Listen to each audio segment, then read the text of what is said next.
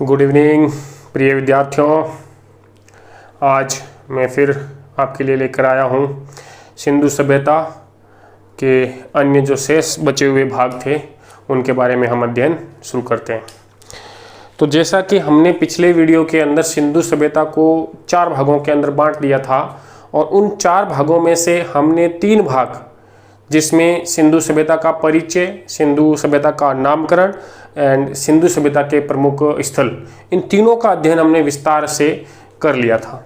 अब सिंधु सभ्यता का चौथा भाग जो रहा है अपने लिए, वो बचा है सिंधु सभ्यता की कला और लिपि और उसके सामाजिक, धार्मिक, आर्थिक और राजनीतिक पहलुओं के बारे में थोड़ी सी जानकारी प्राप्त करना। चलिए हेडिंग लगाते हैं हम, सिंधु सभ्यता की उपलब्धियां। सिंधु सभ्यता की उपलब्धियां, चलिए ये लगा दिया अपना हेडिंग। अब हम इसको प्रारंभ करेंगे। तो प्रारंभ करने के लिए हम सबसे पहले सिंधु सभ्यता का जो भाग ले रहे हैं वो है सिंधु सभ्यता की कला व लिपि। क्या लेंगे हम? कला व लिपि के बारे में अध्ययन करेंगे। तो देखिए, सिंधु सभ्यता की जो सबसे पहला टॉपिक हमने लिया है कला, तो इसकी कला के बारे में हमें जितनी भी जानकारियां प्राप्त हो रही है वो सारी की सारी उत्खनन से प्राप्त हुई है। किससे प्राप्त हो रही है? उत्खनन से। मतलब हमने खुदाई की है, हमें नगर के नगर मिले हैं, एक शहर मिला है, उसके अंदर सारा ढांचा बना हुआ है, क्या है स्थिति क्या नहीं है, उस सारे के बारे में हम अध्ययन करेंगे। तो अभी जैसा कि हमने देखा कि जो कला की बात करेंगे तो हम कौन सी कला की बात करेंगे? स्थापत्य कला। ठीक बात है। और स्थापत्य कला की अगर बात करें तो जो सिंधु सभ्यता का स्वरूप है वो कैसा है? नगरीय स्वरूप है, नगरीय सभ्यता कहलाती है। आई बात समझ में? तो देखिए, सबसे पहले हम यही देख लेते हैं कि भाई नगरीय स्वरूप उनका था कैसा। तो देखिए, 2 भागों में बंटे हुए उनके नगर मिलते हैं। कितने भागों में बंटे हुए हैं? 2 भागों में बंटे हुए नगर मिलते हैं। एक पूर्वी हिस्सा, एक पश्चिमी हिस्सा। ठीक है। तो इधर जो है वो तो हो गया आपका पूर्वी और इधर जो है वो हो गया आपका पश्चिमी भाग। तो जो नगर का पश्चिमी भाग है उसको तो कहते हैं गढ़ी। क्या कहते हैं? गढ़ी। और जबकि जो पूर्वी भाग है उसको बोलते हैं नगर। आई बात समझ के अंदर? तो देखिए, इसको समझते हैं। ये वाला जो भाग है ये अपेक्षाकृत थोड़ा नीचे है, जबकि ये वाला जो भाग है मतलब जो गढ़ी है वो नगर की अपेक्षा थोड़ा ऊंचा है, ऊंचा उठा हुआ है और उसके ऊपर ये बसा हुआ है। मतलब 2 भागों में बंटा हुआ है। एक जो भाग वो गढ़ी कहलाएगा, वो थोड़ा अपेक्षाकृत धरातल से ऊंचा उठा हुआ है, जबकि जो नगर वाला जो भाग है वो थोड़ा नीचे है। ठीक है। अब देखते हैं ये कारण क्या रहा है ऐसा करने के पीछे। ये जो गढ़ी वाला भाग है यहाँ पे प्रमुख निवास करते हैं। इस शहरीय सभ्यता के या जो नगरीय सभ्यता है, इस सभ्यता के प्रमुख उस समय जैसा हमें वर्णन मिलता है, सब लगभग जो प्रमुख है वो पुरोहित रहे होंगे। कौन रहे होंगे? पुरोहित। पुरोहित एक कोई जाति नहीं है इस समय की, ये पुरोहित उस समय का कोई पद है। ठीक है। तो प्रमुख पुरोहित, या जिसको हम नाम दे देते हैं शासक वर्ग। क्या नाम दे सकते हैं? शासक वर्ग। तो इनका जो निवास है वो गढ़ी वाले भाग के अंदर रहा है, जबकि नगर वाले भाग के अंदर जन सामान्य कौन रहा है? जन सामान्य। इस जन सामान्य के अंदर सब आ जाएंगे, जिसमें व्यापारी हो गया, कारीगर हो गया, व्यापारी कारीगर हो गए, किसान हो गए, कर्मचारी वर्ग के जितने भी व्यक्ति थे वो हो गए। तो इनकी जो निवास स्थान रही वो नगर वाला भाग है। और इधर जो है वो जो शासक वर्ग के लोग हैं, प्रमुख व्यक्ति है, जो उनका जो निवास है वो कहाँ पे रहेगा? गढ़ी के अंदर रहेगा। अब देखिए, ये जो भाग है गढ़ी और नगर, जो 2 भागों में हमने बांट रखा है, ये पूरा का पूरा एक परकोटे से घिरा हुआ है। किससे घिरा हुआ है? एक परकोटे से घिरा हुआ है। तो ये देखिए, ये आपके हो गया इस नगर का क्या हो गया? परकोटा हो गया। अब देखते हैं, इसमें भी कई सारी महत्वपूर्ण बातें हैं जो हमें जाननी है। अब एक तो पहली बात हमने देखी कि एक नगर है, 2 भागों में बंटे हुए हैं, पूर्वी और पश्चिमी टीला कह सकते हैं। बड़ा भाग जो ऊंचाई पर है वो गढ़ी है, नीचे वाला जो भाग है वो नगर हो गया। किससे घिरा हुआ है? परकोटे से। और ये जो परकोटा है ये ईंट का बना हुआ है। किसकी दीवार है ये? ईंट की बनी दीवार है।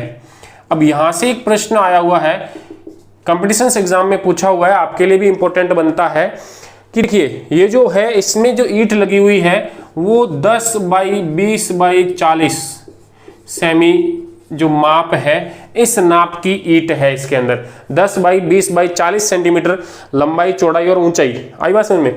तो ऐसी ईंटें जो है वो इस परकोटे के अंतर्गत लगी हुई है। अब प्रश्न ये पूछा था कि जो सिंधु घाटी सभ्यता की ईंटें मिली है उनका अनुपात क्या है। आई बात समझ में? तो अनुपात क्या होगा? देखिए सीधी सीधी बात है, 10 अनुपात 20 अनुपात 40, या इसी को हम क्या कह सकते हैं, 1 अनुपात 2 अनुपात 4। यही प्रश्न था, सीधा साधा सरल सा प्रश्न था, ज्यादा कोई बस सिर्फ उसको घुमा करके पूछा था। तो हमें ध्यान रखना है 10 बाई 20 बाई 40 की दीवारें जो है वो परकोटे में लगी हुई है और सामान्यतः यही ईंटें सर्वाधिक प्रयोग में ली गई है। और इन ईंटों का जो अनुपात है वो क्या होगा? 1 अनुपात 2 अनुपात 4। आगे बात समझ में? अब देखिए दूसरी चीज देखते हैं कि इनका जो नगर है, मैं ये भाग मिटा रहा हूं नगर शब्द को। अब देखिए ये जो नगर है, ये नगर के अंदर जो सड़कें बनी हुई है, जो सड़कें बनी हुई है वो सड़कें आपस में एक दूसरे को चौराहे पर काटती है। आपस में एक दूसरे को कहाँ पे? चौराहों पे काटती है। इसका मतलब क्या हुआ कि सभी 90 डिग्री के ऊपर आपस में काट रही है। मतलब एक व्यवस्थित तरीके से, सुनियोजित तरीके से जो है वो नगर की इन्होंने क्या की है? स्थापना की है। देखिए इसमें और भी महत्वपूर्ण तथ्य हम निकल करके सामने आता है कि जो नगर भाग है, जो इसकी मुख्य सड़क है, जो ये मुख्य सड़क है, मुख्य सड़क की चौड़ाई, मुख्य सड़क की जो चौड़ाई है वो 9 से लेकर के और 32 फीट तक मिली है। 9 से लेकर के 32 फीट की सड़कें जो है वो यहाँ पर मिली है। और एक चीज और है, जो ये बड़ी वाली सड़क है, ये इसको मोहनजोदड़ो के अंदर नाम दिया गया है राजपथ। क्या नाम दिया गया है? राजपथ नाम दिया है। कौन सी जगह पर? मोहनजोदड़ो के अंदर जो बना हुआ है, जो मोहनजोदड़ो नगर है उसकी जो सड़क है उसको नाम क्या दे देते हैं? राजपथ नाम दिया गया है। आई बात समझ में? ये सबसे बड़ी सड़क का उदाहरण मिलता है और ये एकमात्र ऐसी सड़क है जो पक्की है। कैसी है? पक्की सड़क है। अन्य जो सड़कें हैं वो पक्की नहीं है, जबकि ये जो राजपथ है जो मोहनजोदड़ो वाला है ये कैसा है? पक्की सड़क है। ये चीज भी हमें ध्यान में रखनी है कि यहाँ पर पक्की ईंटों का उपयोग राजपथ के अंदर किया गया है। कालीबंगा के अंदर घरों के निर्माण करने के लिए पक्की ईंटों का उपयोग किया गया, जबकि मोहनजोदड़ो में घरों का निर्माण करने के लिए कच्ची ईंटों का उपयोग किया गया है। तो ये तथ्य भी हमें ध्यान में रखना है कि वो पक्की ईंटों का उपयोग करना भी जानते हैं। आगे बात समझ के अंदर। अब देखिए ये तो हो गया मुख्य सड़क मार्ग। अब इन मुख्य सड़क मार्गों से छोटी छोटी गलियां निकलती है। क्या निकलती है? छोटी छोटी गलियां। जैसे कि ये कोई उदाहरण के लिए हमने गली बना दी, तो ये जो गली निकली है इस गली की भी लगभग 2.2 मीटर की चौड़ाई है। कितनी चौड़ाई है? 2.2 मीटर। मान लीजिए 6 से 7 फीट की जो है वो गलियों की भी क्या है? चौड़ाई है। आ गई बात समझ के अंदर। अब यहाँ देखिए, यहाँ एक मान लीजिए कि घर बना हुआ है। ये क्या बना हुआ है? घर बना हुआ है। ये हो गया एक मोहनजोदड़ो या किसी भी एक नगर का एक घर है। इस घर की भी विशेषताएं हैं, इस घर की भी अलग अलग विशेषताएं हैं। तो उन विशेषताओं को हम पृथक रूप से, एक घर, ये वाला ही घर जो है वो हम यहाँ निर्माण कर रहे हैं। देखिए ये हमने घर यहाँ बनाया। आई बात समझ के अंदर। अब इसकी क्या विशेषता है उसको देखो। ये जो घर है, इस घर के अगर देखें तो यहाँ पीछे से होकर के तो अपने पास में गुजर रहा है राजपथ या मुख्य सड़क। क्या गुजर रहा है? राजपथ कह दो या इसको क्या कह दो? मुख्य सड़क मार्ग। ठीक है। जबकि यहां से होकर के ये गुजर रही है, यहां से क्या है? गली गुजर रही है। आई बात समझ के अंदर। क्या गुजर रही है? गली। ठीक बात। अब देखिए यहां इस घर का जो मुख है वो यहां खुल रहा है। कहां पे खुल रहा है? गली की तरफ में खुल रहा है। मतलब जो मुख्य सड़क है उधर घरों का मुख नहीं खोला गया है। घरों का मुख किस तरफ खोला गया है? गली की तरफ जो है वो घर का मुख खोला गया है। दूसरी बात देखिए, ये लोग जो है इतने होशियार है इस मामले के अंदर कि गली के अंदर जो मुख खुल रहा है, यहां पर एक दीवार बनाई है। जस्ट दरवाजे के सामने इन्होंने क्या बना ली, दीवार बना दी। दीवार क्यों बनाई, गली से होकर के कोई व्यक्ति गुजर रहा है तो वो सीधा घर के अंदर क्या चल रहा है उसे नहीं देख सकता। देखिए उनकी सोच कितनी व्यापक रही है, मतलब हर चीज का उन्होंने निष्कर्ष निकाला है। देखिए पहली चीज, अब आगे हम बढ़ते हैं कि भाई ये तो दीवार हो गई। अब अगर किसी व्यक्ति को यहाँ आना है घर के अंदर तो ये यहाँ से होकर के यूं या फिर यहाँ से होकर के यूं घर में प्रवेश कर सकता है, सीधा दिखाई नहीं देता। चलिए ठीक। अब ये जो घर है, देखिए हम घरों की विशेषताओं के बारे में पढ़ रहे हैं, तो घर का मुंह जो है, मुख जो है गली में खुलता है। किस में खुलता है, मुख जो है वो गली में खुलता है, सड़क मार्ग जो मुख्य है उस पर नहीं खुलता। ये तो हो गई अपनी इसकी पहली विशेषता। अब देखिए ये जो घर बने हुए हैं, इन घरों के अंदर कम से कम 4 से 5 कमरे प्रत्येक घर में है। कितने कमरे, 4 से 5 कमरे जो है वो प्रत्येक घर के अंदर देखने को मिल जाते हैं। आ गई बात समझ में। तो कुल मिलाकर के 4 से 5 कमरों का घर होता है, मतलब इससे भी हम निष्कर्ष निकालेंगे 4 से 5 कमरों का घर। अब इसका क्या मतलब है, आज अगर हम देखें अपनी सभ्यता के अंदर या अपनी संस्कृति के हिसाब से हम बात करें तो हमारे घरों के अंदर, जिस घर के अंदर 2 से 3 ही कमरे हैं, इसका मतलब मियाँ बीवी और बच्चे, इतने ही लोग निवास करने वाले हैं, तो वो क्या है, एकल परिवार है। लेकिन कोई घर ऐसा है जिसमें 5-7 कमरे हैं, तो इसका मतलब क्या हुआ कि उसमें रहने वालों की संख्या ज्यादा है। इसका मतलब ये हुआ कि वो कैसा परिवार है, संयुक्त परिवार है। तो यहाँ 4 से 5 कमरों का घर है, तो इससे हम निष्कर्ष क्या निकाल रहे हैं कि यहाँ के परिवार कैसे रहे होंगे, संयुक्त परिवार के रूप में रहे होंगे। आ गई बात समझ के अंदर। अब आगे देखिए, प्रत्येक घर के अंदर खुला आंगन मिलता है। क्या मिल रहा है, खुला आंगन मिल रहा है। प्रत्येक घर के अंदर एक कुआं मिल रहा है। क्या मिल रहा है, कुआं। तो देखिए प्रत्येक घर में आंगन है, प्रत्येक घर के अंदर क्या मिल रहा है, कुआं खुदा हुआ मिल रहा है। मतलब कि उस समय उन्होंने अपने जल की व्यवस्था वो है प्रत्येक ने अपने अपने स्तर पर कर रखी थी, अपने घरों के अंदर ही कुएं खोद रखे थे। ये भी हमें पता है कि ये जितने भी सभ्यताओं के नगर हम पढ़ेंगे या जो हम पढ़ रहे हैं, ये सारी नदी किनारे विकसित सभ्यताएं हैं, तो जल की कोई कमी उन्हें रही नहीं होंगी। इसके अलावा देखिए प्रत्येक घर के अंदर स्नानागार बने हुए हैं। स्नानागार जो है वो बने हुए हैं।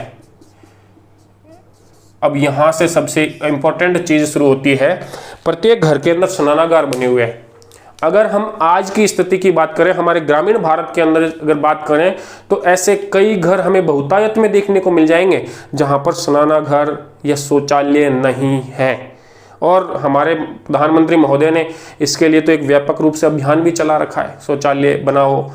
कईयों के लिए तो कंपलसरी कर रखा है कि घरों के अंदर अगर आपको सरपंच के चुनाव में खड़ा होना है, वार्ड पंच के चुनाव में खड़ा होना है, तो घर में शौचालय बना हुआ होना चाहिए। इतनी मजबूरियां डाल करके लोगों से ये निर्माण कार्य उनके घरों में करवाए जा रहे हैं, जबकि इस समय का मनुष्य जो है कोई बंदिश नहीं है, लेकिन उनके घरों के अंदर ये चीजें स्वतः ही उपलब्ध हो जाती है। अब इससे भी बेहतर बात क्या है वो देखिए, ये जो स्नानागार बना हुआ है इसमें से, और प्रत्येक घर के अंदर रसोई भी है, ये रसोई मान लीजिए। अब जो यहाँ से स्नानागार से जो है, यहाँ से होकर के पानी के निकास के लिए, जो गंदा पानी है, पानी के निकास के लिए नालियाँ बनी हुई है। क्या बनी हुई है, नालियाँ बनी हुई है।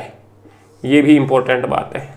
हमारे शहर के अंदर देख लीजिए, जहाँ हम वर्तमान में निवास कर रहे हैं, या कई सारे शहरों में देख लीजिए, कॉलोनियाँ बन जाती हैं, मकान बन जाते हैं, लेकिन नालियाँ नहीं बनती। जबकि इन लोगों के घरों के, प्रत्येक के घरों से जल निकासी के लिए क्या बनी हुई है, नालियाँ बनी हुई है। इतना ही नहीं, ये सिर्फ नालियाँ ही नहीं, ये नालियाँ जो है वो बंद प्रकार की है, मतलब ढकी हुई है। कैसी है, ढकी हुई। आई बात समझ के अंदर, ढकी हुई नालियाँ बनी हुई है, ऊपर जो है वो खुली नहीं है। और इन ढकी हुई नालियों के अंदर भी जगह जगह पर इन्होंने ढक्कन लगाए हैं। क्या लगाए हैं, ढक्कन लगाए हैं, जिससे कि जब भी अगर इनमें पानी वगैरह जाम हो जाए, रुक जाए, तो उनको हटा करके और उसकी सफाई भी की जा सकती है। जगह जगह इन नालियों के अंदर चैम्बर बनाए हैं। क्या बनाए हैं, चैम्बर बनाए हैं, ताकि जो गंदा पानी तलछट जो है वो उसके अंदर जमा होता रहे और वहां से उसको निकाला जा सके समय समय पर। आई बात समझ के अंदर। तो जल निकासी की जो उत्तम व्यवस्था है, नालियों की जो व्यवस्था है, वो हमें कहां से प्राप्त हुई है, सिंधु सभ्यता के घरों से, सिंधु सभ्यता के शहरों से, नगरों से हमें जो है जल निकासी की उत्तम व्यवस्था प्राप्त हो रही है। इनका घर कितने कमरों का है? लगभग 4 से 5 कमरों का क्या बना हुआ है? घर बना हुआ है। घरों के अंदर सीढ़ियां मिलती है हमें। घरों के अंदर क्या है? इसका मतलब 1 से 2 मंजिला घर भी इन्होंने बनाने की कला जो है वो इनके पास में थी, वरना सीढ़ियों का क्या उपयोग रहेगा? सीढ़ियों का उपयोग यही तो है कि वो दूसरी मंजिल पर जा रहे हैं। तो संयुक्त परिवार हो गया। दूसरा, इन घरों का जो मुंह है वो गली के अंदर खुलता है, मुख्य रोड पर नहीं खुलता है। इसके अलावा हमने बात की थी कि इनका जो शहर है वो, उनकी जो सड़कें हैं वो समानांतर हैं एक दूसरे को 90 डिग्री पर काटती है, समकोण पर काटती है। और ये जो मुख्य सड़क है वो 9 से 32 फीट की, जबकि जो गली है वो 2.2 या मतलब ये मान लीजिए 6 से 7 फीट की जो है वो इनकी गलियां हैं। आई बात समझ के अंदर? इनका शहर जो है वो 2 भागों में बंटा हुआ है, पूर्वी पश्चिमी, या निचला भाग और ऊपर वाला भाग। ऊपर वाले भाग को गढ़ी कहेंगे और नीचे वाले भाग को नगर कहेंगे। सारा व्यापारिक कार्य जो है वो यहाँ पर होता है, जबकि जो ये गढ़ी वाला भाग है यहाँ पर बड़े बड़े अन्नागार और रहने के लिए घर बनाए हुए, प्रमुख व्यक्ति जो शासकीय कर्मचारी रहे होंगे उनके निवास के लिए। और जो अन्नागार है जहाँ पर अनाज इकट्ठा किया जाएगा वो भी कहाँ बनाए गए हैं? गढ़ी वाले भाग के अंदर बनाए गए हैं। आगे बात समझ में? तो ये अपनी सिंधु सभ्यता की क्या है? स्थापत्य कला है। अब इस स्थापत्य कला के अंदर भी हमारे पास में कई सारे उदाहरण जो है वो हमें प्राप्त होते हैं। तो हम एक एक करके 2-4 उदाहरणों की जो बातें हैं वो भी कर लेते हैं, ताकि हमें पता चले कि उत्खनन से हमें ऐसा क्या प्राप्त हुआ है कि हमने इतनी बड़ी बड़ी बातें सिंधु सभ्यता के बारे में अभी की है। तो देखिए, हम सबसे पहले उदाहरण के तौर पर ले लेते हैं स्नानागार को। किसको लेते हैं? मोहनजोदड़ो के अंदर बना हुआ एक स्नानागार। देख करके और सुन करके दोनों में बड़ा आनंद आएगा। देखिएगा, हमें ये लगेगा ही नहीं कि हम पिछले 4000 वर्ष पूर्व की बात कर रहे हैं। हमें तो ये लगेगा कि हम आने वाले 2000 साल बाद की बात कर रहे हैं। ये ऐसा है हकीकत में। देखिए, तो मैं सबसे पहले बात कर रहा हूँ वृहत स्नानागार। वृहत स्नानागार, ये जो वृहत स्नानागार है ये है मोहनजोदड़ो की खुदाई से प्राप्त हुआ है। किसकी खुदाई से? मोहनजोदड़ो की खुदाई से प्राप्त हुआ है। तो देखिए, जो वृहत स्नानागार है ये इस प्रकार का एक वृहत स्नानागार बना हुआ है। ये लीजिए, आपके लिए वृहत स्नानागार बन गया। अब इसकी खास विशेषता क्या है उसको देखते हैं। देखिए, ये स्नानागार बन रहा है। Very good. देखिए, सभी बना लीजिए अपनी अपनी कॉपी के अंदर। अब इसकी विशेषता ये है कि ये जो स्नानागार है, इस स्नानागार की ये मान लीजिए चौड़ाई है। तो ये चौड़ाई तो है 23 मीटर। कितने मीटर चौड़ा है? 23 मीटर। और 39 मीटर जो है वो है इसकी लंबाई। 39 मीटर इसकी क्या हो गई? लंबाई। जबकि ये 8 मीटर गहरा है। कितना है? 8 मीटर गहराई है इसका। आई बात समझ में? और ये 23 मीटर हो गई इसकी चौड़ाई। मतलब स्नानागार जो इतना बड़ा है कि जितना हम वर्तमान में घर नहीं बनाते उतना बड़ा यहाँ पे क्या बना हुआ मिला है? स्नानागार मिला है। अब इसके अंदर भी खास बात क्या है? देखिए, इसमें भी खास बात ये है कि इसके अंदर 2 तरफ से सीढ़ियाँ बनी हुई है। क्या बनी हुई है? 2 तरफ से पैंदे तक पहुंचने के लिए सीढ़ियां बनी हुई है। इधर से भी, उत्तर से दक्षिण से, दोनों तरफ से, यहां से और यहां से भी। मतलब ये हुआ कि एक तरफ से, इस तरफ से और उस तरफ से, उत्तर और दक्षिण दोनों भागों से सीढ़ियां हैं जिससे इसके तले तक प्रवेश किया जा सकता है। और रही बात अब अंदर की भाग की, तो ये अंदर का जो भाग है उसके यहाँ इस कोने के अंदर जो है एक जो है छिद्र है, इसके अंदर मिलता है हमको। और इस छिद्र को क्या माना गया है कि यहाँ से जो गंदा पानी है उसके निकास की भी क्या की गई है? व्यवस्था की गई है। जबकि इसी स्नानागार के उत्तर के अंदर यहाँ पे एक कुआं बनाया गया है, जिससे हमें यह अंदाज लगता है कि इस कुएं से जो जल है वो यहाँ इस स्नानागार के अंदर भरा जाता होगा। तो देखिए, इसके बारे में कई इतिहासकारों के अलग अलग मत है कि भाई इतना वृहद स्नानागार उन्होंने किस प्रयोजन के लिए बनाया होगा। या तो शासक वर्ग ने अपने उपयोग के लिए बनाया होगा, पहला तो तर्क ये मिलता है। दूसरा तर्क हमें ये प्राप्त होता है कि हो सकता है उस समय जल पूजा की कोई मान्यता प्रचलित रही हो, तो जल पूजा करने के लिए सार्वजनिक रूप से जो है काफ़ी ज़्यादा लोग इकट्ठे होकर के एक ही साथ यहाँ पर जल पूजा करते रहे होंगे।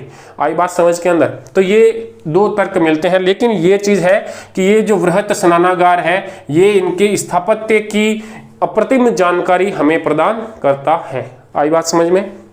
अब देखिए दूसरी जो यहाँ पर प्रमुख चीज प्राप्त होती है वो है वृहत अन्नागार। क्या मिलते हैं?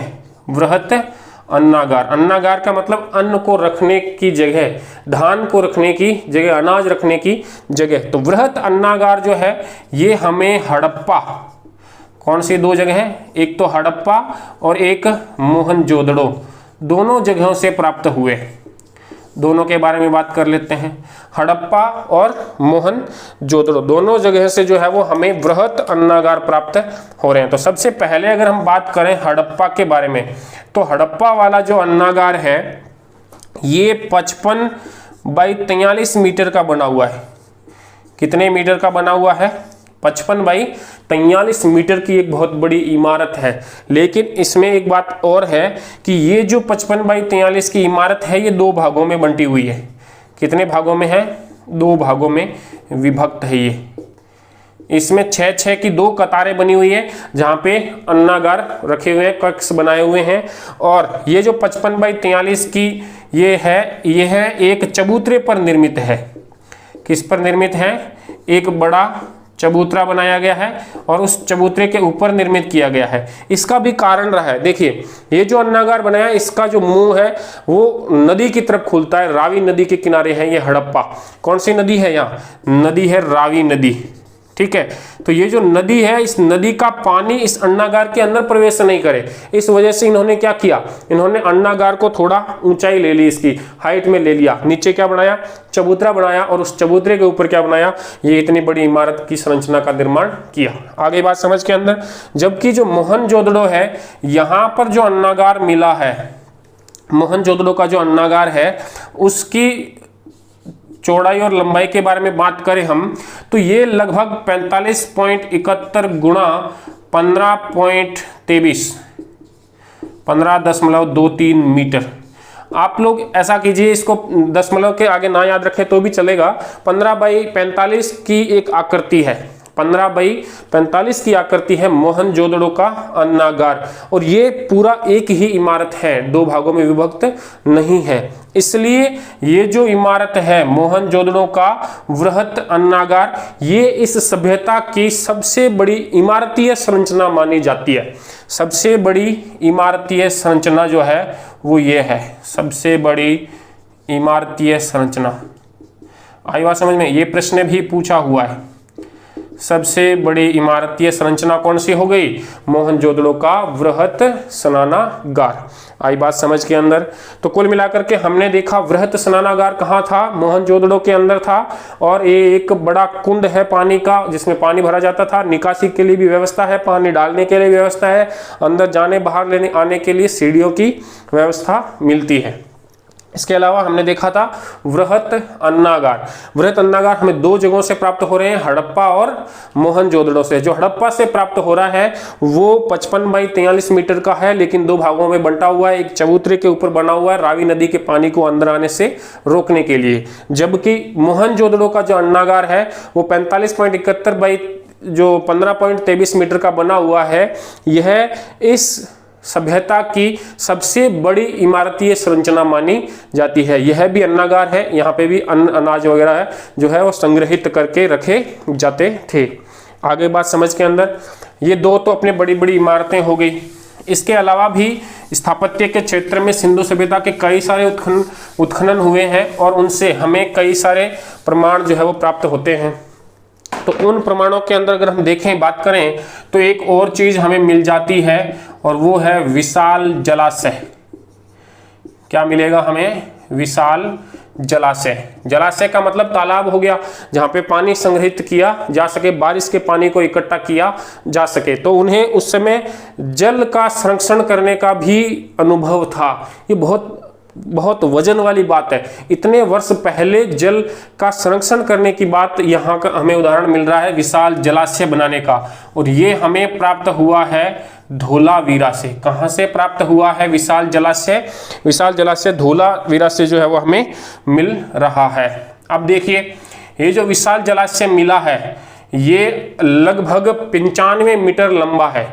कितना मीटर? 95 मीटर लंबा है, 11 मीटर चौड़ा है और 4 मीटर जो है इसकी गहराई है। 95/11/4 की जो एक संरचना बनाई गई है वो एक विशाल जलाशय के रूप में बनाई गई है। कहाँ पे प्राप्त हुई है? धोलावीरा के अंदर प्राप्त हुई है। तो इससे हम क्या समझते हैं? जल संरक्षण का उदाहरण है ये। किसका उदाहरण है? जल संरक्षण का अनुपम उदाहरण इसे कहेंगे हम, जल संरक्षण का उदाहरण। आई बात समझ के अंदर? इसके अलावा देखिए, ये विशाल जलाशय के साथ साथ यहाँ से एक और चीज मिलती है, विशाल स्टेडियम भी प्राप्त हो रहा है। क्या मिल रहा है? विशाल स्टेडियम मिल रहा है। ये भी हमें धोलावीरा से ही प्राप्त होता है। कहाँ से प्राप्त हो रहा है? धोलावीरा से ही प्राप्त हो रहा है। देखिए, ये जो विशाल स्टेडियम है ये 283 मीटर जो है वो इसकी लंबाई है। 283 मीटर क्या है? इसकी लंबाई है। और ये 36 मीटर जो है वो चौड़ा है, मतलब ये चौड़ाई हो गई। तो 283/36 की एक बहुत बड़ी संरचना जो है वो क्या है? स्टेडियम के रूप में है। और ये जो स्टेडियम की संरचना है इसके चारों तरफ दर्शक दीर्घा भी बनाई गई है। क्या बनाई गई है? दर्शक दीर्घा, मतलब लोगों के लिए बैठने की भी सुविधा की गई है। दर्शक दीर्घा जो है वो बनाई गई है। तो इसका मतलब क्या हुआ कि उस समय भी मनोरंजन के लिए विभिन्न प्रकार के खेलों का आयोजन किया जाता रहा होगा और सार्वजनिक ऐसे इस प्रकार के आयोजनों के लिए एक जगह की व्यवस्था की गई है और वो इस स्टेडियम के रूप में हमारे सामने आया है उत्खनन के अंतर्गत। आई बात समझ के अंदर? नेक्स्ट देखते हैं। विशाल स्टेडियम के अलावा हमें एक बंदरगाह भी मिला है। क्या मिला है? बंदरगाह। इस बंदरगाह को हम डॉक यार्ड भी बोलते हैं। क्या बोलते हैं? डॉक यार्ड भी बोलते हैं। तो डॉक यार्ड कहो या बंदरगाह कहो, एक ही बात है। और ये जो बंदरगाह मिला इस सभ्यता का एकमात्र ये है लोथल में। कौन सी जगह पर है? लोथल। लोथल कहाँ है? गुजरात में। ये इसके बारे में हमने कुछ पहले वाले वीडियो के अंदर भी हमने पढ़ा है। तो देखिए, ये जो बंदरगाह है इस बंदरगाह के अंदर हमें 214/36 की एक संरचना मिलती है। कितनी मिलती है? 214/36 मीटर की एक संरचना प्राप्त होती है। मतलब ये जो बंदरगाह है ये एक प्राकृतिक नहीं है, कृत्रिम रूप से बनाया गया बंदरगाह है और 214 मीटर/36 मीटर की चौड़ाई के अंदर बनाया है। और इस प्रकार से जब ये बनाया गया है तो इसमें एक दरवाजा भी छोड़ा गया है। क्या छोड़ा गया है? दरवाजा, जो कि 12 फीट जो है उसकी लंबाई है। 12 फीट का क्या छोड़ा है इन्होंने? उसमें दरवाजा छोड़ा है। और इसके अलावा ये भोगवा जो नदी है उसके ऊपर बनाया गया है और भोगवा नदी का पानी इस बंदरगाह तक आए इसलिए नदी के सामने 1400 फीट की, कितने फीट की? 1400 फीट की एक दीवार का निर्माण किया है। उससे पानी का जो है जल स्तर जो है वो बढ़ जाएगा और फिर पानी मुड़ करके इस डॉकयार्ड के अंतर्गत आएगा। और इतने बड़े लंबे चौड़े जो है, वर्तमान की भी अगर बात करें तो लगभग 3.3 मीटर जो है वो इसकी गहराई अभी वर्तमान में भी है इस बंदरगाह की। उस समय तो ज़्यादा ही रही होगी, अभी तो तलछट वगैरह से ये इस तरह जो है वो भूधरातल का ऊपर बढ़ता रहता है। और ये जो 214/36 है ये औसतन इसकी होती है, बंदरगाह की औसतन लंबाई चौड़ाई है। कहीं पे ज़्यादा है, कहीं पे थोड़ा कम भी है, लेकिन अगर औसतन हम बात करें तो 214/36 मीटर का एक डॉकयार्ड है, बंदरगाह है, जो कहाँ से मिला है? लोथल से। मैं कहना यहाँ पर ये चाह रहा हूँ कि ये जो सारी संरचनाएं हमने पहले पढ़ी वो सारी संरचनाएं धरातल पर निर्मित की गई, लेकिन ये जो संरचना बनी है ये जल के अंदर, पानी के अंदर बनी है। इसका मतलब उनके पास में इंजीनियरिंग का भी विकास बहुत बड़े उन्नत स्तर पर रहा होगा, तभी वो ये संरचना बना पाए हैं। आगे बात समझ के अंदर। अब हम आगे बढ़ते हैं तो हम अगला टॉपिक इसके लिए लेते हैं यहाँ की लिपि के बारे में। कुल मिलाकर के हमने स्थापत्य की कला देख ली। अब कला के बाद में हम बात कर लेते हैं लिपि का, कि भाई इन्होंने क्या लिखा था या नहीं लिखा।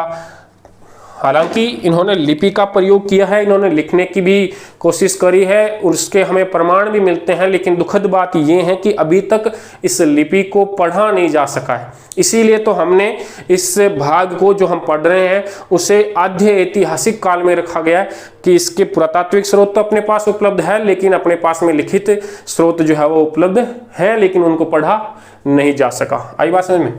तो देखिए, बात करते हैं सिंधु सभ्यता की लिपि।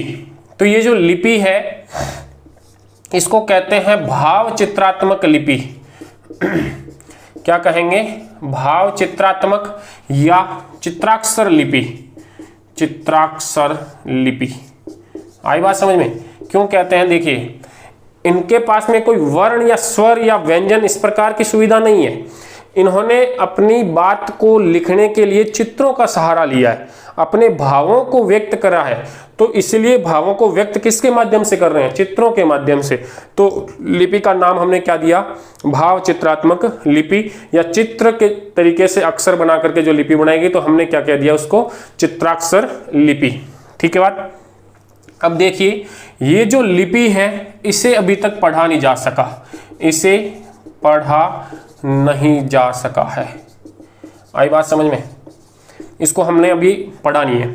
तीसरी बात देखिए, इसमें अगर बात करें हम मूल चिन्हों की तो वो 60 है। कितने हैं? 60 मूल चिन्ह है इस लिपि के अंदर। और इन 60 में से भी अगर हम बात करें कि सर्वाधिक जो उपयोग है वो अंग्रेजी के यू अक्षर का है, अंग्रेजी के यू आकृति जैसा है। अंग्रेजी के जो यू आकृति का जो उपयोग है वो इसमें सबसे अधिक बार हुआ है। तो ये ध्यान रखना है कि अगर हमें पूछा जाए कि सिंधु सभ्यता की लिपि में सर्वाधिक कौन सी आकृति का प्रयोग हो रहा है, तो कौन सी आकृति हो गई? यू प्रकार की जो आकृति है, अंग्रेजी का यू हम जैसे लिखते हैं वो आकृति। अगर हमसे पूछे कि इसमें चित्र सबसे ज्यादा किसका प्रयोग हुआ है इन मूल चिन्हों के अंदर, तो चित्र की बात करें तो चित्र में हम नाम लेते हैं मछली का। सबसे ज्यादा चित्र जो है वो किसका बनाया है इन लोगों ने? मछली का चित्र सर्वाधिक बार जो है वो यहां से हमें प्राप्त हुआ है। दो चीजें याद रखनी है इसकी लिपि के बारे में। मूल चिन्ह है उसमें से आकृति यू सबसे ज्यादा हो गई, और इसकी जो चित्र सबसे ज्यादा प्राप्त हुए हैं वो कौन सी हो गई? मछली हो गई। इसके अलावा देखिए, ये जो लिपि है, इस लिपि की जो लिखने का तरीका है, इस लिपि का लिखने का तरीका जो है वो यहां से प्रारंभ होने के बाद में इधर जाएगा, फिर यहां से प्रारंभ होने के बाद में इधर, फिर यहां से इधर, और फिर यहां से इधर। मतलब ये भाग हो गया दायां भाग। कौन सा भाग? दायां भाग जो है, अब मतलब कि राइट हैंड दायां भाग। हम कहां से शुरू कर रहे हैं? यहां से शुरू करते हैं बाएं की भाग से, और लिखते लिखते लिखते इधर जाते हैं। जबकि ये लोग जो है वो यहां से शुरू नहीं करते, यहां से शुरू कर रहे हैं और यहां पहुंच रहे हैं। अब यहां से इस तरफ जा रहे हैं और इधर जा रहे हैं। आई बात समझ में? हम प्रत्येक अक्षर या प्रत्येक लाइन को जो लिखेंगे वो बाएं से दाएं लिखते हैं, बाएं से दाएं लिखते हैं, जबकि वो दाएं से बाएं फिर बाएं से दाएं। आगे बात समझ में? और ये जो विधि है दायां टू बायां और बायां टू वापस दायां, आई बात समझ में? इस विधि को कहते हैं वुस्त्रोफेदन। वुस्त्रोफेदन विधि। कौन सी विधि है? वुस्त्रोफेदन विधि। और देखिए, नाम से ज्यादा भयभीत होने की जरूरत नहीं है, बड़ा आसानी से याद रहने वाली विधि है ये। तो आपने अपने में से जो व्यक्ति गाय चराया है अपने बचपन के अंदर या अभी भी, या ग्रामीण जीवन से संबंधित है, वो तो आसानी से समझ सकता है। देखिए, जो गाय है जब गोमूत्र विसर्जन करती है, वो रास्ते पर चलती चलती जिस प्रकार से विसर्जन करेगी, वो जो आकृति बनेगी उसको क्या कहेंगे? वुस्त्रोफेदन कहेंगे। और इसी विधि का दूसरा नाम हमें मिलता है गोमूत्रिका विधि। क्या नाम मिलता है? गोमूत्रिका विधि। आई बात समझ में? गाय चलते चलते जिस प्रकार से मूत्र विसर्जन करेगी तो आकृति बनेगी वो यही बनेगी, ये। आई बात समझ में? इस विधि को क्या कहेंगे? गोमूत्रिका विधि या वुस्त्रोफेदन विधि। इंपॉर्टेंट है, पूछी जा सकती है। वुस्त्रोफेदन विधि क्या है? गोमूत्रिका विधि क्या है? या इस सभ्यता की विधि लिपि जो है वो किस प्रकार से लिखी जाती है, उसकी विधि कौन सी है? तो क्या जवाब देंगे हम? वस्त्रोत्पादन विधि। आ गई बात समझ के अंदर। अब इस लिपि के साथ ही साथ हम इस सिंधु सभ्यता के विज्ञान के बारे में जो उपलब्धियां हैं उसका अध्ययन कर लेते हैं। एक छोटा सा भाग है, उसके बाद में हम उसके विभिन्न पक्षों की तरफ जाएंगे। तो देखिए, अगर हम विज्ञान की बात करें तो देखिए, विज्ञान के क्षेत्र में भी सिंधु सभ्यता के अंदर काफी प्रगति हुई थी, और यहां तक कि इन्हें शल्य चिकित्सा का ज्ञान था। किसका ज्ञान है इनको? शल्य चिकित्सा। अब आप कहेंगे कि गुरुजी कैसे पता आपको शल्य चिकित्सा के बारे में? उन्होंने किसकी ऑपरेशन किया, किसका ऑपरेशन किया? देखिए, शल्य चिकित्सा के बारे में हम इसलिए कह रहे हैं कि एक जगह का उत्खनन हुआ, वो जगह थी कालीबंगा, और कालीबंगा के उत्खनन से हमको एक खोपड़ी मिली। क्या मिली है? एक खोपड़ी मिली है, और इस खोपड़ी के अंदर 6 छेद किए हुए हैं। कितने छेद हैं?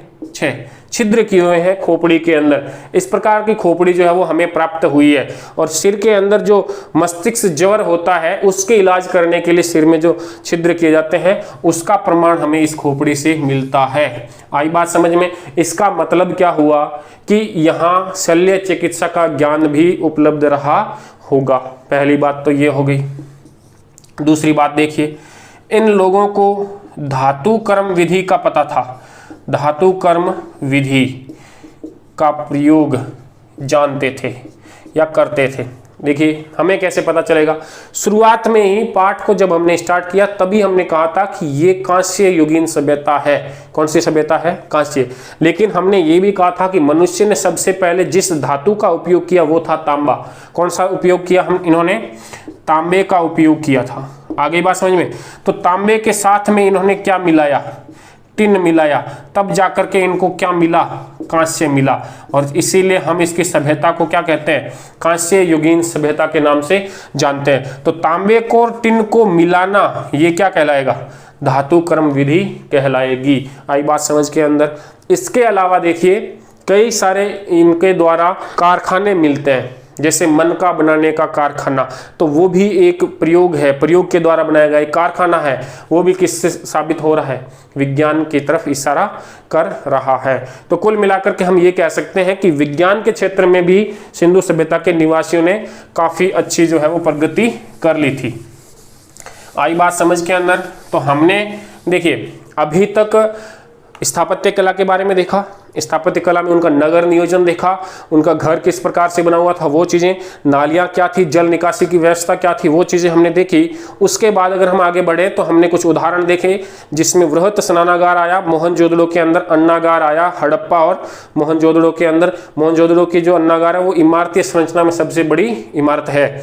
आई बात समझ में? उसके बाद में हमने विशाल जलाशय देखा, विशाल स्टेडियम देखा, दोनों ही धोलावीरा में थे। इसके बाद विशाल बंदरगाह का अध्ययन किया हमने, वो लोथल गुजरात के अंदर था। और उसके बाद में हमने लिपि देखी, और उसके बाद में हमने इनके विज्ञान के बारे में अध्ययन किया। अब हमारे पास में मुख्य रूप से 4 बिंदु बच जाते हैं। सिंधु सभ्यता का सामाजिक पक्ष, आर्थिक पक्ष और राजनीतिक पक्ष और धार्मिक पक्ष। तो एक एक करके हम चारों के बारे में जान लेते हैं। तो देखिए, सबसे पहले अगर हम बात कर लेते हैं आर्थिक पक्ष की, सिंधु सभ्यता का आर्थिक पक्ष। तो देखिए, आर्थिक पक्ष के बारे में हमें 2 चीज़ों पर बात करनी है। पहली बात तो हम करते हैं कृषि पर, और दूसरी बात हम करते हैं उद्योग और व्यवसाय पर। उद्योग व्यवसाय जो है उस पर हम बात करेंगे। तो पहली बात करेंगे हम कृषि के संबंध में। तो देखिए, इनके द्वारा जो कृषि की गई है उसका हमें उन्नत कृषि का प्रमाण मिलता है। किसका प्रमाण है?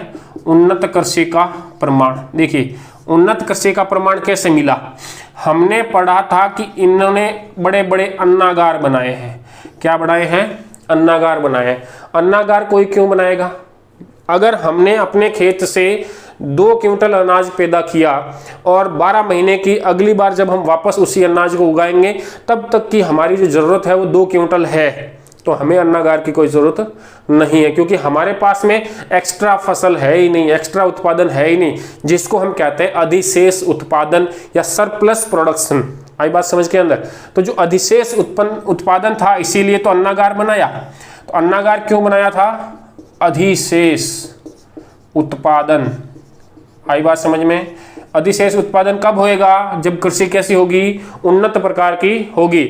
और ये अधिशेष उत्पादन जो है, इससे एक संकल्पना का विकास होता है, और वो कौन सी है? महानगरीय संकल्पना। एक चीज हमें ध्यान रखनी है, अगर सभी लोगों को खाने के लिए कृषि करनी अनिवार्य रहेगी, तो क्या कोई नगर के अंदर जाकर के सिर्फ व्यापार करने का कार्य करेगा, या नगर के अंदर, शहरों के अंदर जाकर के सिर्फ और सिर्फ कर्मचारी बनकर के रहेगा, या शासन के कार्य करने का कार्य करेगा? नहीं करेगा। क्यों नहीं करेगा? कि खाने के लिए क्या चाहिएगा? अनाज चाहिएगा।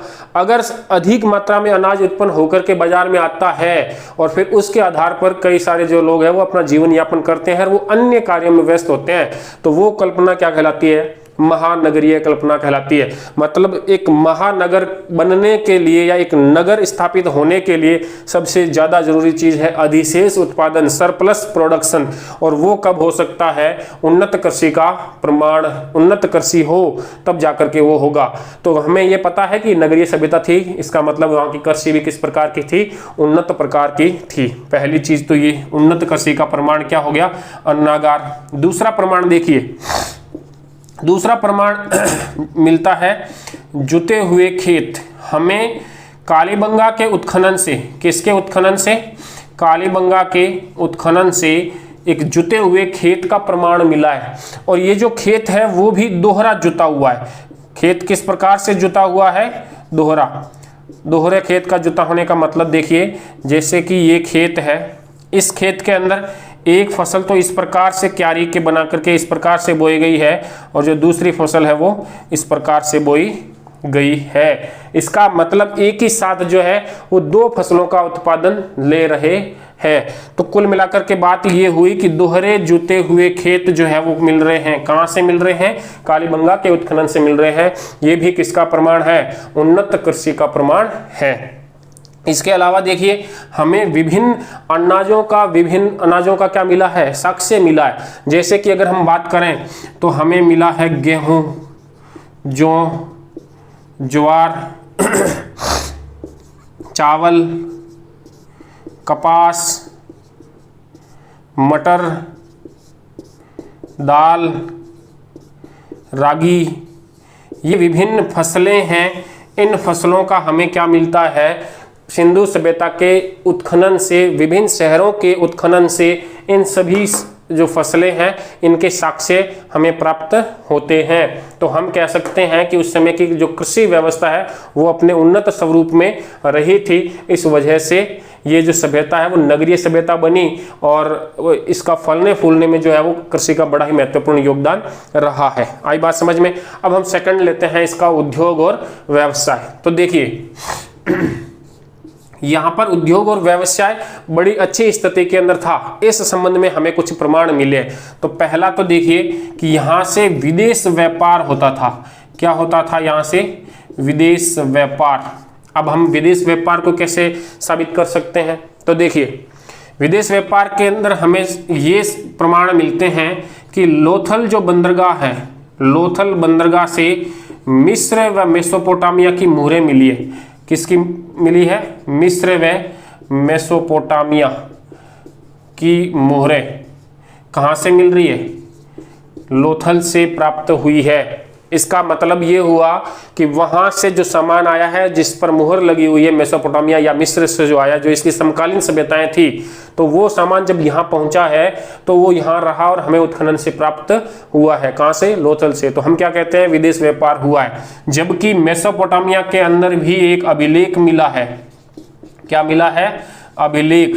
और इस अभिलेख के अंदर सिंधु वासियों को, कौन से व्यक्तियों को? सिंधु वासियों को, सिंधु वासियों के लिए एक शब्द प्रयुक्त में लिया गया है, मेलुहा। क्या लिया गया है? मेलुहा शब्द का प्रयोग सिंधु वासियों के लिए किया गया है। और किसके अभिलेख के अंदर किया गया है? मेसोपोटामिया के अभिलेख के अंतर्गत किया गया है। इसका मतलब ये हुआ कि मेसोपोटामिया के लोग जो है वो इनसे व्यापाररत थे, इनके बारे में जानते थे। इसके अलावा भी देखिए, विदेश व्यापार का एक और प्रमाण मिलता है कि यहीं पर लोथल के अंदर ही, कौन सी जगह पे? लोथल में ही एक मुहर मिली है जो है दो मुही राक्षस की मुहर, दो मुही राक्षस की जो मुहर प्राप्त हुई है, दो मुही राक्षस की मुहर प्राप्त हुई है। ये मुहर थी फारस की। कहाँ की थी? फारस की मुहर थी। जबकि ये मुहर कहाँ से मिल रही है? लोथल से मिल रही है। इसका मतलब फारस से भी उस समय की इस सभ्यता का व्यापार का संबंध रहा था। आई बात समझ के अंदर? ये जो व्यापार होता था, इनके लिए तोल का जो माप है वो भी निश्चित था। तोल का जो माप है वो भी निश्चित था और एक श्रृंखला के रूप में था। इस व्यापार के अंतर्गत तोल का माप निश्चित श्रृंखला में होता था, निश्चित श्रृंखला में था। तो देखिए, जो निश्चित श्रृंखला है उसको हम इस प्रकार से लिख सकते हैं 2, 4, 8, 16, 32, 64। इस प्रकार से बढ़ते हुए क्रम के अंदर इनके तोल के माप की एक श्रृंखला थी, 2, 4, 8, 16, 32, 64। आई बात समझ के अंदर? तो तोल का एक निश्चित माप है, इसका मतलब ये विदेश व्यापार भी कर रहे हैं। अन्यथा अपने ही देश के अंदर व्यापार करना होता तो वस्तु विनिमय प्रणाली के आधार पर भी वो अपना व्यापार कर सकते थे। लेकिन यहाँ पर एक तोल का क्या है? माप हुआ है, निश्चित माप हुआ और विभिन्न प्रकार के बाट जो है वो भी हमें लोथल से प्राप्त हो जाते हैं। आई बात समझ में? तो इसका मतलब उस समय का जो उद्योग है, व्यवसाय है, वो विकसित अवस्था में रहा था। अगर उद्योग के अन्य तत्वों की बात करें तो हमें यहाँ से मनके बनाने का कारखाना मिला है। क्या मिला है? मनके बनाने का कारखाना मिला है। ये कारखाना प्राप्त होता है चनहुदड़ों से। कहाँ से प्राप्त होता है? चनहुदड़ों से। चनहुदड़ों से मनके बनाने का कारखाना भी हमें प्राप्त हो रहा है।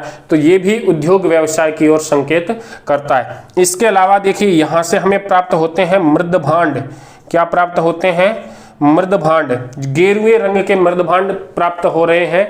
गेरुए रंग की संस्कृति, मृदभांड संस्कृति 4 हमने पढ़ी थी पूर्व के अंदर, तो उसमें से जो पहली है उस प्रकार के जो मृदभांड है ये लोग बनाना जानते हैं। मृदभांड बनाने की कला जो है वो इन्हें पता थी। विभिन्न प्रकार के पात्र जो है वो खुदाई में हमें प्राप्त हुए हैं। तो इसका मतलब इनका जो उद्योग है वो भी एकदम उन्नत अवस्था में रहा था। आगे बात समझ के अंदर? तो कुल मिलाकर के आर्थिक पक्ष के अंतर्गत हमने 2 मुद्दों पर बात की है। एक तो इनकी कृषि व्यवस्था और दूसरा इनका उद्योग और व्यवसाय। कृषि उन्नत है, इसके हमें प्रमाण मिले। अन्नागार है जो सरप्लस प्रोडक्शन के लिए काम में लिया जा रहा है और यही महानगरीय विकास की संकल्पना यहीं से हमें मिलती है। दूसरा हमने देखा डबल जुते हुए खेत है, कालीबंगा से प्राप्त हुए हैं। गेहूं और जौ की जो फसल है वो एक ही साथ में उगाई गई है। आई बात समझ में? इसके अलावा गेहूं, जौ, कपास, चावल, मटर, रागी, दाल, इस प्रकार की फसलों का जो साक्ष्य है वो हमें यहाँ से प्राप्त होता है। उद्योग व्यवसाय की अगर हम बात करें तो यहाँ से हमें विदेश व्यापार के साक्ष्य मिल रहे हैं। विदेश व्यापार का साक्ष्य क्या मिला कि इन यहाँ से मिस्र और मेसोपोटामिया की मुहरें प्राप्त होती है। जबकि मेसोपोटामिया का एक अभिलेख है जिसके अंदर क्या लिखा मिल जाता है, वहां पर सिंधु वासियों के लिए मेलुआ शब्द का प्रयोग जो है उस अभिलेख के अंतर्गत किया गया है। इसके अलावा हमें एक 2 मुही राक्षस की मुहर लोथल से प्राप्त हो जाती है। यह मुहर का संबंध जो है वो फारस से है, तो इसका मतलब फारस के साथ में भी इनका व्यापार रहा था। और अगर उद्योगों की बात करें तो तोल का माप भी निश्चित था, 2, 4, 8, 16, 32 और 64 की श्रृंखला के रूप में। और यहाँ मनके बनाने के कारखाने हैं जो चनहुदड़ों से प्राप्त हो रहा है। इसके अलावा यहाँ विभिन्न नगरों के उत्खनन से मृदभांड प्राप्त हुए हैं, मतलब वो मृदभांड बनाने की कला भी जानते थे। आ गई बात समझ में? तो ये हो गया सिंधु सभ्यता का आर्थिक पक्ष। अब अगले पक्ष के रूप में हम बात करते हैं सामाजिक पक्ष। तो जो सिंधु सभ्यता का जो समाज है उसको हमने 3 भागों में विभाजित कर रखा है। तो देखिए, बात कर लेते हैं सामाजिक पक्ष की।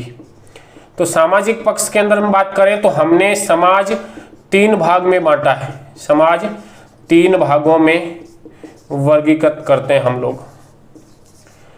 कौन कौन से? देखिए, एक तो है विशिष्ट वर्ग। कौन सा वर्ग है? विशिष्ट वर्ग। दूसरा है मध्यम वर्ग, मध्यम वर्ग। और तीसरा है कमजोर वर्ग, कमजोर वर्ग। ये 3 भागों के अंदर हमने सिंधु सभ्यता के समाज को बांट रखा है। अगर हम बात करें विशिष्ट वर्ग की तो इसमें शासक, कर्मचारी और पुरोहित, इनको रखा जा सकता है। कुल मिलाकर के कहने की बात ये हुई कि जो गढ़ी भाग के अंदर निवास कर रहे हैं वो विशिष्ट वर्ग के व्यक्ति है। अब ये जो मध्यम वर्ग और कमजोर वर्ग है, ये दोनों ही भाग जो है वो नगर भाग के अंतर्गत रहते हैं, जो निचला वाला भाग है उसमें रहते हैं। मध्यम वर्ग के अंदर आ जाएंगे आपके किसान, व्यापारी, कर्मचारी। जो शासन कार्यों से संबंधित नहीं है उनके लिए बात कर रहे हैं। जो शासन कर्मचारी है, शासक और शासन कर्मचारी है वो अलग है, जो प्रमुख कर्मचारी है वो अलग है, ठीक है। और अगर हम बात करें तो यहाँ कमजोर वर्ग के अंदर आ जाएगा मजदूर और दास। ये जो है ये कमजोर वर्ग के अंतर्गत आते थे। तो 3 भागों में इनका क्या बंटा हुआ है, समाज बंटा हुआ है। इसके अलावा देखिए यहाँ से सर्वाधिक जो है वो मात्र देवी की मूर्तियां मिली है, मरण मूर्तियां। सर्वाधिक क्या प्राप्त हुई है, मरण मूर्तियां जो है वो किसकी है, मात्र देवी की। मात्र देवी की मरण मूर्तियां सबसे ज्यादा मिल रही है। तो इससे हम क्या अंदाज लगाएंगे कि ये जो समाज रहा है ये मात्र सतात्मक समाज है। किस प्रकार का है, मात्र सतात्मक समाज था इनका। आई बात समझ के अंदर। परिवार का मुखिया वर्तमान में हम किसे मानते हैं, वर्तमान में घर का मुखिया, परिवार का मुखिया पिताजी दादाजी होते हैं, लेकिन उस समय या तो दादी रही होगी या मम्मी रही होगी, माताजी रही होंगी। मतलब मात्र सतात्मक समाज है सिंधु सभ्यता का समाज। इसके अलावा देखिए अगर हम सामाजिक पक्ष की ही बात करें तो यहाँ से हमें सती प्रथा का आभास भी होता है। हालांकि उन्होंने उस समय इस चीज का नाम सती प्रथा नहीं रखा होगा, लेकिन हम समझने के लिए कह सकते हैं कि यहाँ से सती प्रथा का भी हमें साक्ष्य मिल रहा है। साक्ष्य क्या मिलेगा, हमें यहाँ से युग्म समाधान मिलता है। क्या मिलता है, युग्म समाधान। युग्म समाधान का मतलब एक ही समाधि के अंदर पुरुष और महिला दोनों को ही दफनाया गया है। ऐसे उदाहरण जो है वो हमें लोथल और कालीबंगा से प्राप्त होते हैं। कहां से, लोथल और कालीबंगा। लोथल से हमें 3 समाधियां मिली है। कितनी मिली है, 3, जिसमें क्या किया गया है, युग्म समाधान किया गया है। जबकि कालीबंगा से हमें 1 समाधि ऐसी मिली है जिसमें पुरुष और महिला को साथ ही साथ में दफनाया हुआ है। आगे बात समझ के अंदर।